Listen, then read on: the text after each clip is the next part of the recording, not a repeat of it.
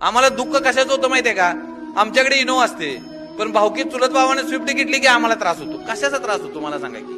अरे घरात जर घाण झाली तर आई काय म्हणते, घाण नाही केली पाहिजे बाळा, कचरा बाहेर टाकूया, घरात लक्ष्मी येणार नाही. ह्या डोक्यात घाण गेलेली कशी चालेल रे? अलीकडे आम्ही म्हणतो अरे फिटनेस जबरदस्त आहे, व्यायाम जोरात करतोय, आणि सकाळी जिम होणं आला आणि पडत असं ना अटॅक आला. सगळी तब्येत वरनं चांगली दिसत असताना अटॅक येतो कुठनं? इथं ही यंत्र लय वाईट आहे.